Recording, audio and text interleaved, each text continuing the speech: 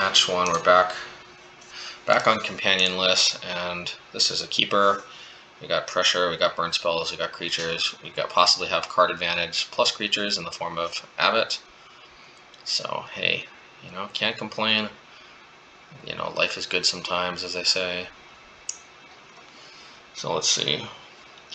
Forgotten Cave might slow us down a little bit, but the trade-off of having these be live cards later in the game instead of lands is pretty nice. Please be Arbor Elf. Well, I think we gotta Lightning Bolt this. The problem is, like, next turn they could protect it with like Boros Charm or drop a Plains plus a Tarkus command. You know. Well, I guess Plains plus a Tarkus. You know, I mean, like Plains Island, Plains plus like Forest or something. Well, I think we can Bolt Lava Dart this, and I think once again we'll take that opportunity.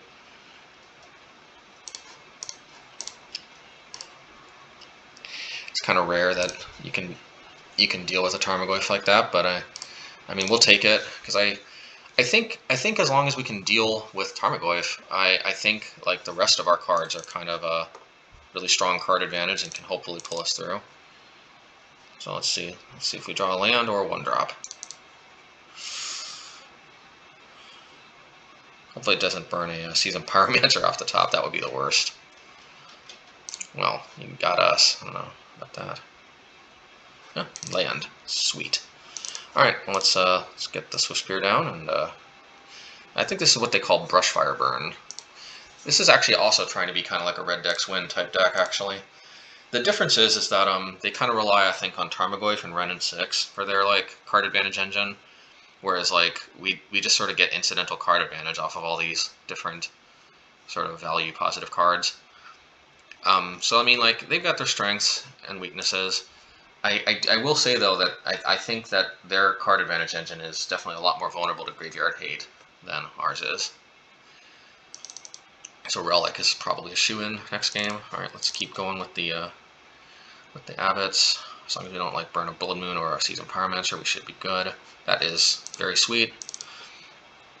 So when Abbots fire on all cylinders, they fire on all cylinders. I don't know what else to say. This might be a collected company. I don't think this is a collected company deck though. All right, yeah. When Abbots fire on all cylinders, they fire on all cylinders. I don't know what else to say.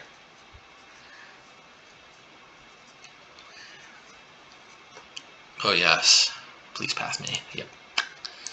Nice. Because that also helps me helps ensure that I can curve out with Seasoned Pyromancer next turn. Also with Shatterskull Smashing, lands always potentially represent more value, which is kind of nice about Shatterskull Smashing.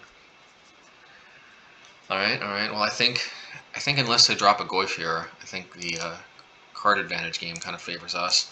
Alright, let's cycle this. Hopefully we hit like on a Swiftspear or something. Yeah, let's just ditch this. I mean, this could be valuable, but I wanna churn through the deck. Plus this will get us a token anyway. This is the biggest problem with Shatterskull Smashing, is that sometimes you don't get full value simply because, let's see. Maybe we do wanna... Because this represents 5 damage, plus 1 from the creature, 2 from one prowess creature, 3, 4, 5. So 5 plus 5 is 10. We could bring him down to 2. Yeah, let's do it. Let's do it. I mean, we came here to win, right? Because I think... Yeah, so we bring him down to 2, yeah.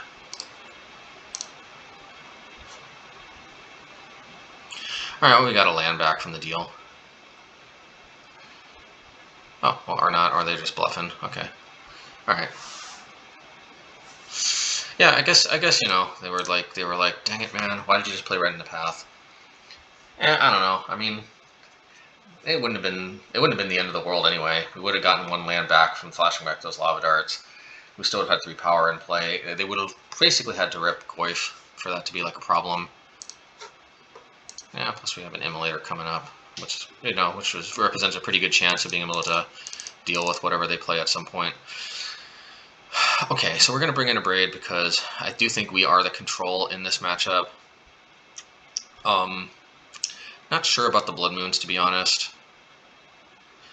I think I'm going to go down to 1. I mean, I don't know, like these, but the thing is these can like shut down the Nakatals, or really put the brakes on them.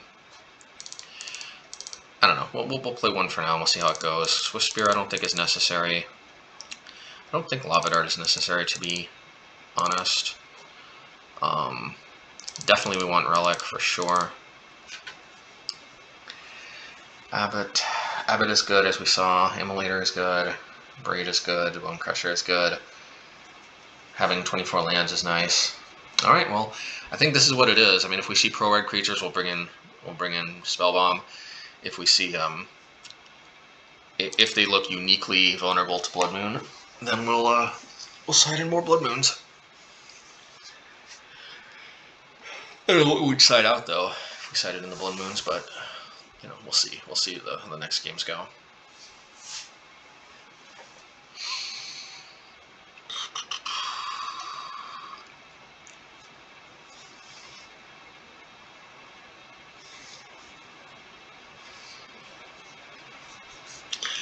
Well, even with 24 lands, sometimes this happens.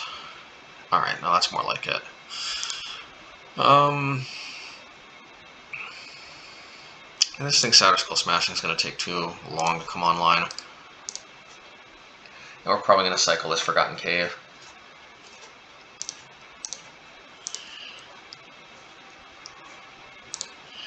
Alright, well I guess I don't really foresee them bringing in like Ancient Grudge or something, so this can hopefully help neuter Wrenn 6. If you take the graveyard, the lands out of the graveyard, then it doesn't really do as much.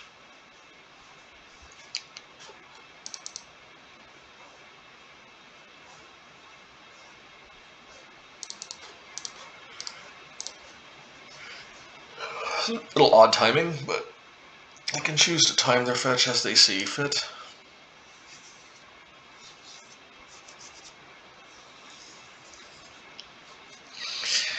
Alright, Nakatl. Yeah, see, this is one reason we sided in Abrade, because Firebolt's not going to do it. Speak of the devil, there's Abrade.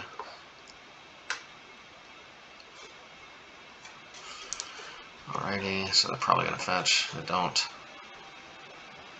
I wonder if this means they've got Atarka's Command. I think we're going to take the hit just off the chance that they have Atarka's Command, because that would be kind of brutal. Okay, so here's what we're going to do. We're going to eat. And we are going to Abrade just because I am kind of worried about Atarka's Command. I think they do play that. I used to love playing that card. Let's just deal with this right now. They might pass their own creature, but I'm fine with that. Alright. And hitting the land first before the Nakatl also means that Wrenn 6 is going to be a bit underwhelming.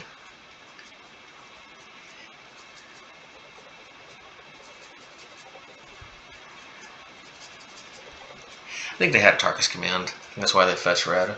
Well, I mean, actually they kind of needed red no matter what, so never mind.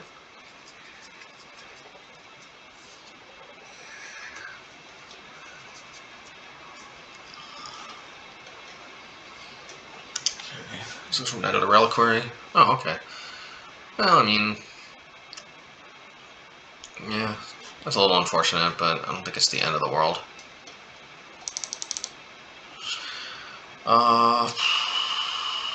I think I'm gonna cycle Valakut Awakening at the end of turn. I mean, it's just the most mana efficient thing to do, and I might just ditch everything. I mean, I might ditch Firebolt, but like at this stage of the game, like a Bonecrusher Giant would be more powerful. Yeah, or like a Relic, or a Ratchet Bomb. Yeah, I'm gonna cycle everything. It's not that Firebolt's bad, it's just I think there's like better stuff we can draw.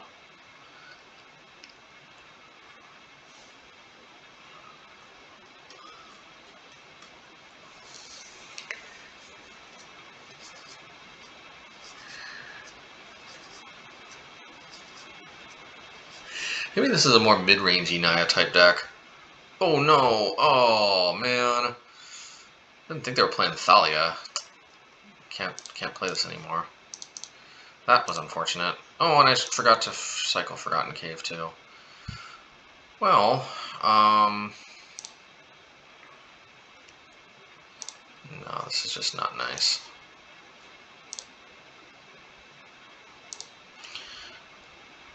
Well, let's at least I guess play this. Yeah, that could have been that. That was unfortunate.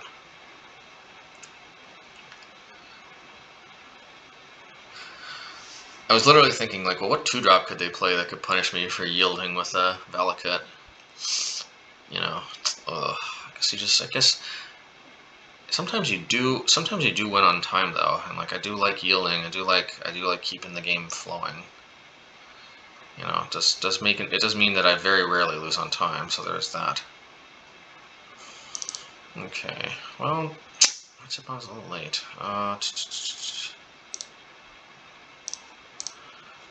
Let's see.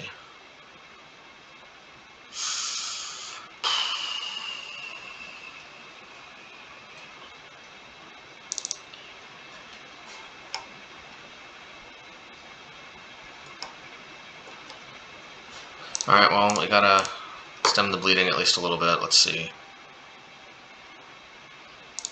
If we top deck a Seasoned Pyromancer, that might just buy us enough time. Although it will be able to fight, but maybe if we get the token. Another Knight of Autumn would definitely be a problem.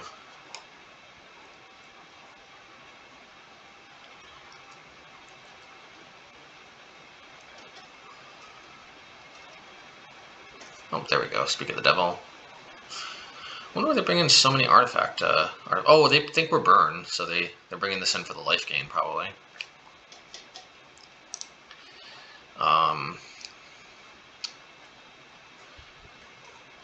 Alright, let's see here. Well, Relic, I think, still puts us in the game. Hey, this is not bad. I mean, I'll take it. Of course, we need something else because this could just fight with this, and that's not going to do it, I don't think. Well, we can at least spin the wheel a little bit with this card. Maybe we draw a... it's a little late. But so the problem is it'll just fight, and then even if I remove a card, it'll deal exactly 6. So I think that's yeah. You know, we might have been able to win that if we would have been able to cycle our what you call it.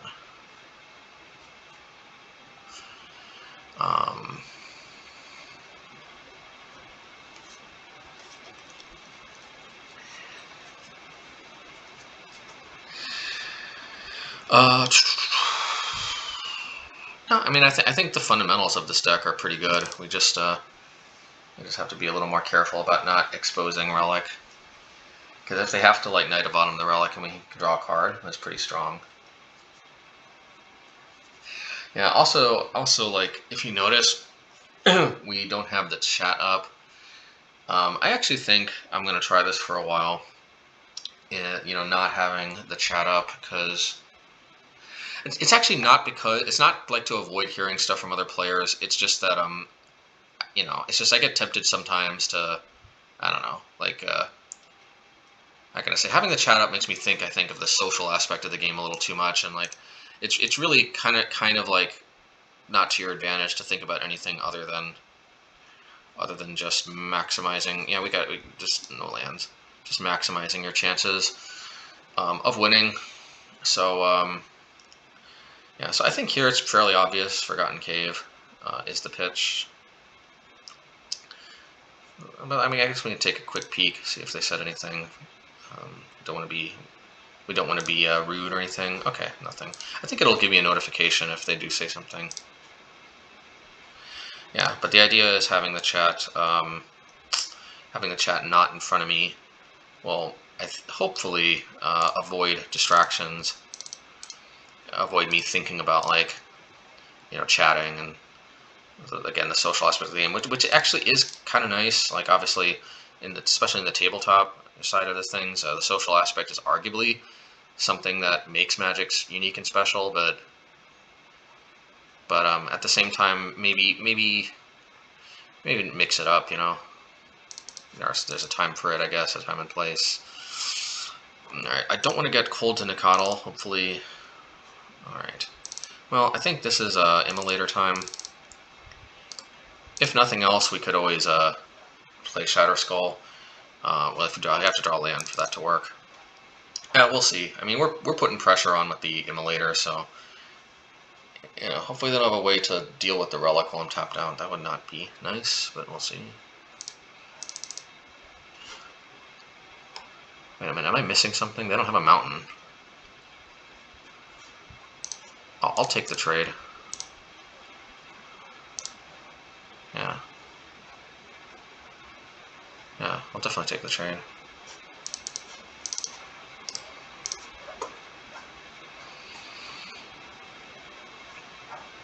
I think I'm going to play the Abbot. We got to think carefully, though, if we want to... Well, we can't play, actually, if it's a 1-drop, so we're just playing this in the hope that it's a land. Which is a decent chance with 24 lands that it is.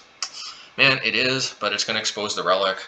On the other hand, like, I lose card advantage anyway, and, like, so this is kind of like guaranteed card advantage. I just hope this isn't a repeat of last game where we get nicked, or the Relic gets nicked. But like I said, like, this is guaranteed card advantage from the Abbot. So, you know, I'll just take the guaranteed card advantage rather than the speculative card advantage from holding up the Relic. Yeah, I guess they're the aggros. I guess that makes sense.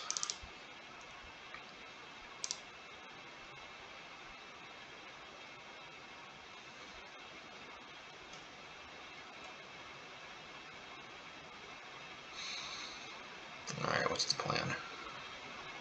Alright, well, not too worried about that.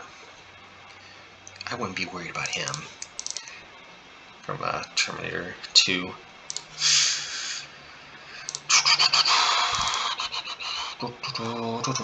Okay, you know, if they got an instant, then my Shatterskull Smashing plan won't work. So let's just go for Abbot. Or I could actually play the Relic, but now let's go for Abbot. Yeah, that's good. And I think I can afford to attack. Let's see, what's the only problem? The only problem is if they... Yeah, I'll attack. Worst case scenario, they... I don't even know.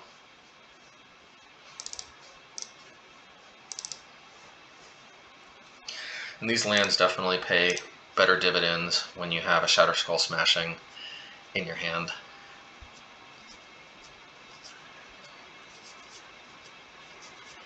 And now we're suited up for Night of Autumn shenanigans.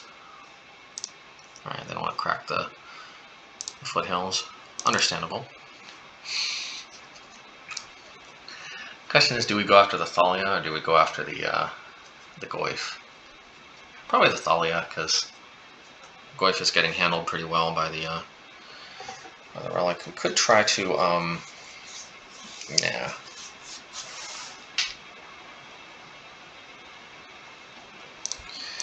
Yeah, let's go after the Thalia.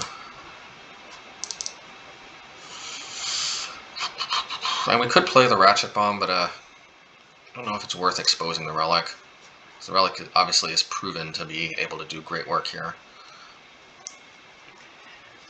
On the other hand, the Relic could be kind of like a backup anti-Goyf plan, if it comes to that. No, I'll just eat in response. I'm not sure what this is about, though.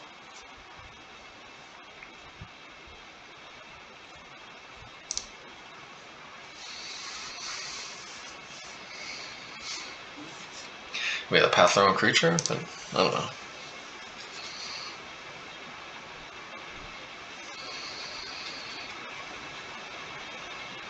You know, they could have waited till their Thalia died, so that would have been cheaper.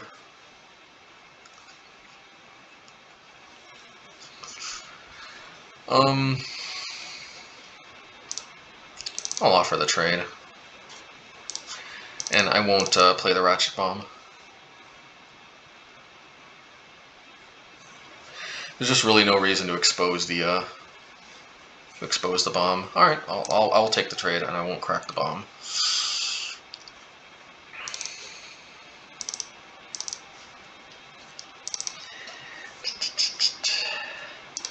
I wonder why they're playing like a control deck where they're offering trades and stuff.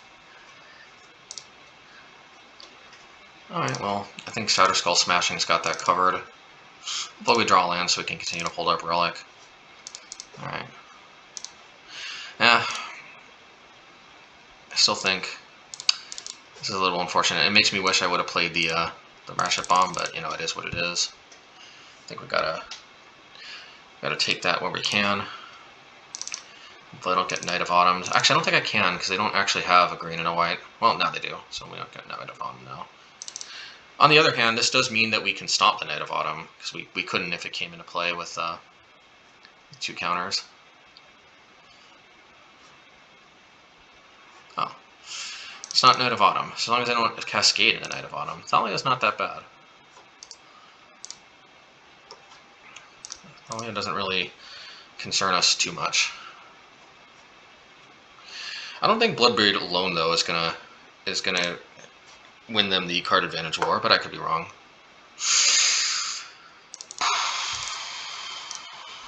Just in case they got ooze, let's eat our creatures.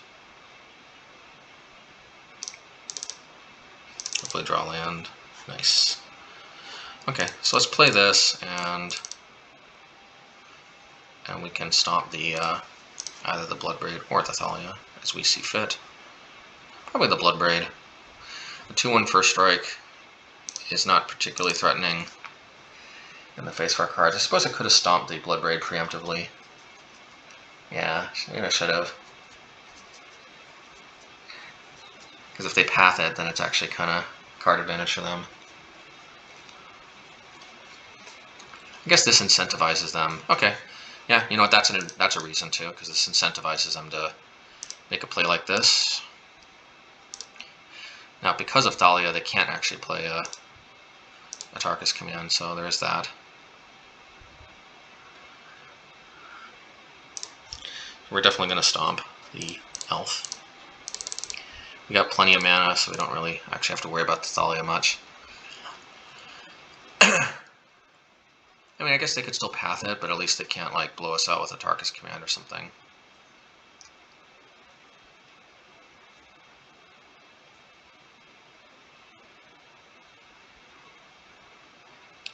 Alright, so they did have path.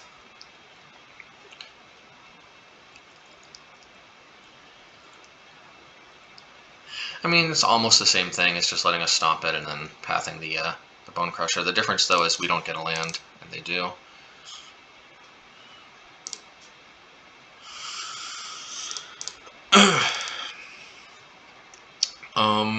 Yeah, we'll play this. And they can path their Thalia if they want. We'll see if they pump it up all the way. I wonder if we Abrade it. We might.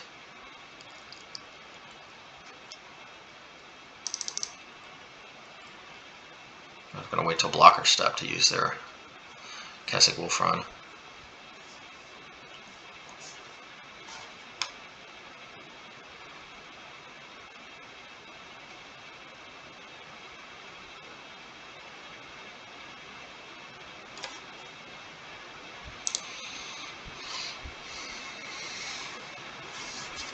I'll take this one hit. I hope that doesn't like expose us to getting burned out. But just okay. If this puts counters on, then we made the right choice. All right.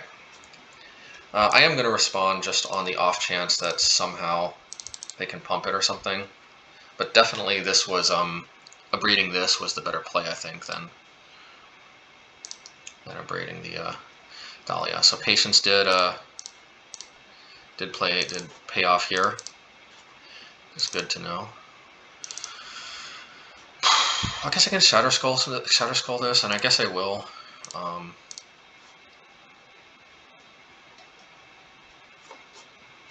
guess I'll go for 2 damage just in case. Let's see. Okay, this will cause 1 mana to be held up. It doesn't really make a difference. 1 or 2 mana. I just hate to get blown out by something that gave +1/+1 when I got this much mana available. I could have actually gone for 1 more, but I don't know, we'll see.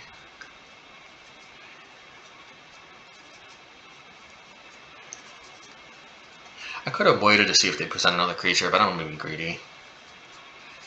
My land already destroyed a creature. Yeah.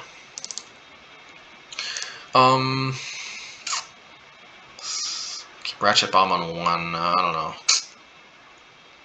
All I really have is Nacatl, but the problem is Nacatl can be a problem.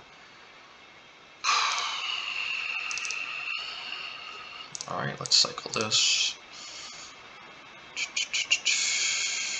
Oof. Yeah, the problem with playing this out is if they play a 2-drop that I want to kill, then it's going to take the other bomb with it, so I have to hold it in hand. There's a 2-drop I want to kill.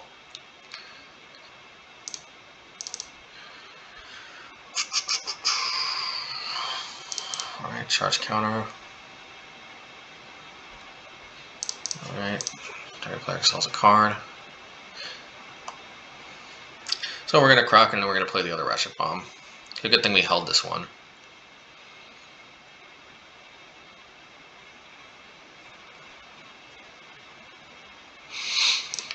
Okie dokie.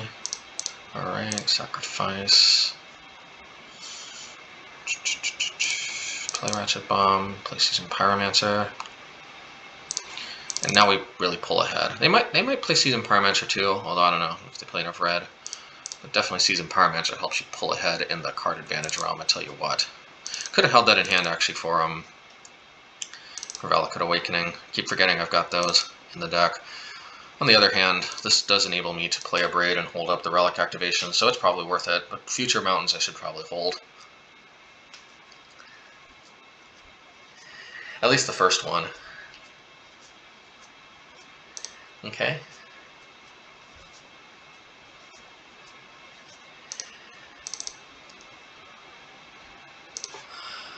The question is, do I want to use an Abrade on it? And I'm not so sure I do. I might just chump block it and then use the relic to kill it. Oh, I should have at least eaten my... Oh, this deals with the Kesagulfron, so I'll take that.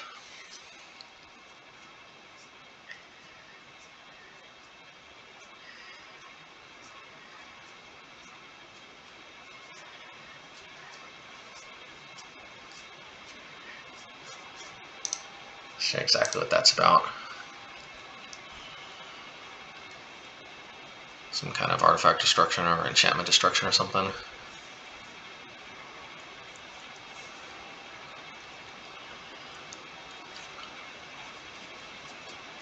My 1-of Blood Moon. See, as long as it's just a 1-of, it can shut off the Kesagulfron. It can do good work. But I definitely don't want to see more than 1 of these, so it's kind of cool that I hit my 1-of, and I'm not really going to be burdened by more of them. That's the logic, at least, and it's playing out here as I envisioned.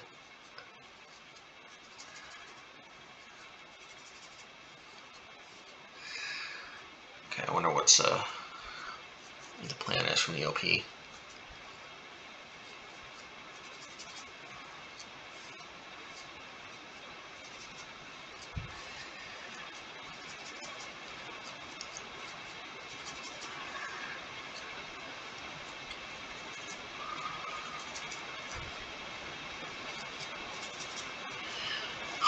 Target player sacrifices an enchantment.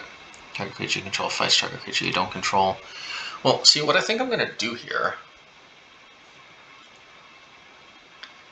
is if I pop the relic, then then they'll fight.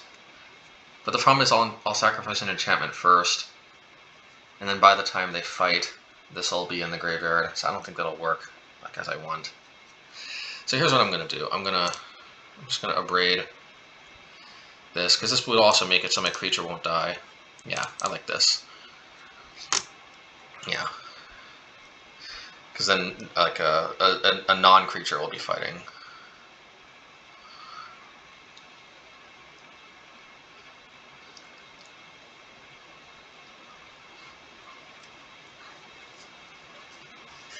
Yeah, I won't lose the Pyromancer. It's kind of cool. Now hold a priority and cycle. Now the Goyf will die, and they'll have to exile the Goyf after the Relic exile ability resolves. That's the way you want to sequence it. Oh, and another Relic. Pretty sweet.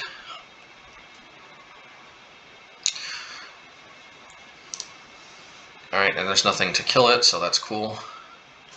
Well, yes, we'll sacrifice an enchantment. We'll play this.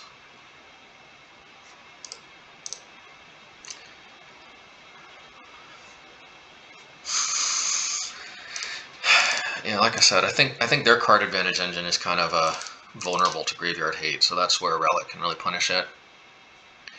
And thankfully, I don't think they've got like a real good way to punish our card advantage engine, because it's just kind of like the cards themselves.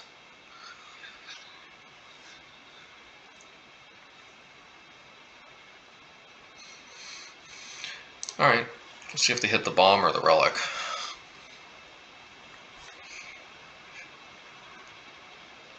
Or if they just put 2 counters on it.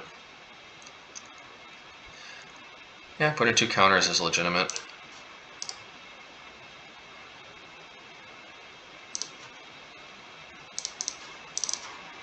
We'll remove, we'll take up Ratchet Bomb.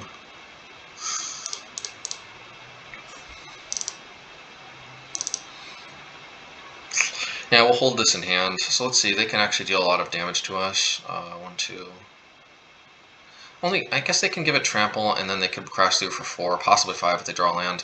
I hope this doesn't turn into a problem. But I mean, they will. Yeah, they'll crash through for. They can turn it into a 6 power, so they can crash through for 4 after we block. But we might as well block, since we're going to be using Ratchet Bomb to kill it anyway.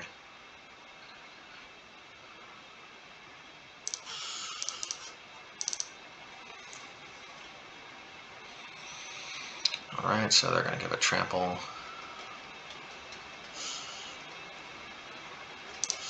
It is what it is.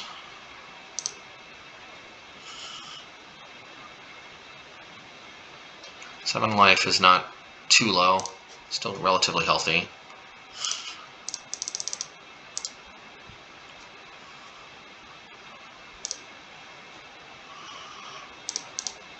Charge counter. Move our Blood Moon.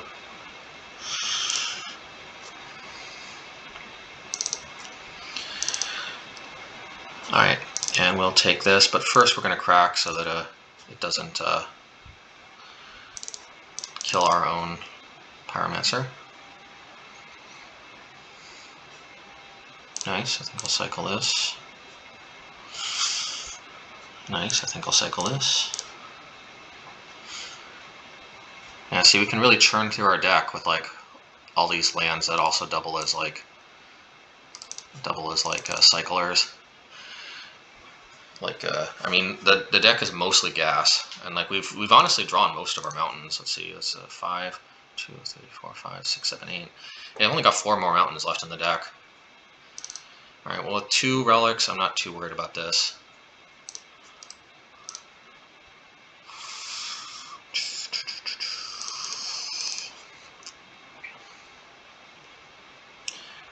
Yeah, I think we got this under control.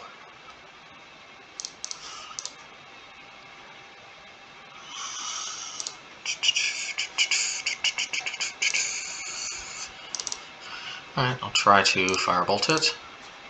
And honestly, if they have some kind of instant speed shenanigan, I might just flash it back.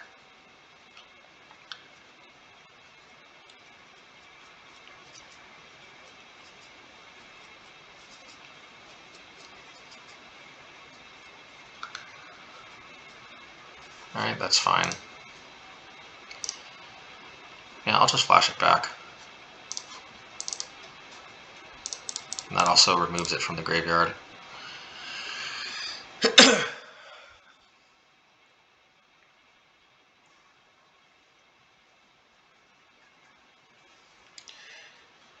Only, I may actually kind of want to cycle one of these relics just because I'm a little worried that they might have Brushfire Elemental plus a land drop, which it has haste. So I'm going to attack first. I do want to like get maximum damage in there. I'm going to cycle one relic, just one. Well, that'll be my end of turn play, but I don't know. I'm a little bit worried about Brushfire Elemental. That could still steal away out of nowhere.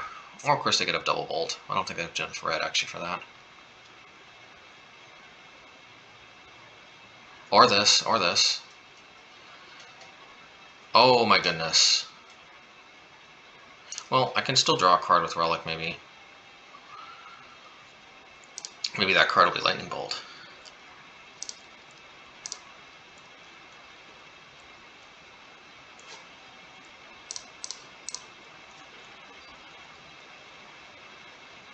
Unreal. It's Lightning Bolt. No, I'm just kidding. Yeah, maybe I should have just cycled the other Relic, actually. Because no, I guess I wouldn't have been able to play this. Huh. Huh. Well, I will point out that they are 33 cards deep in their library, and they only drew exactly 5 lands.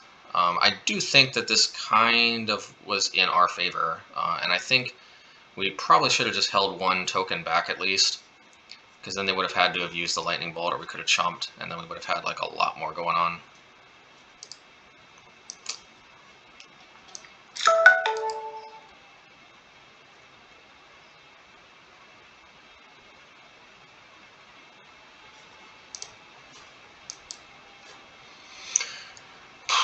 That was disappointing.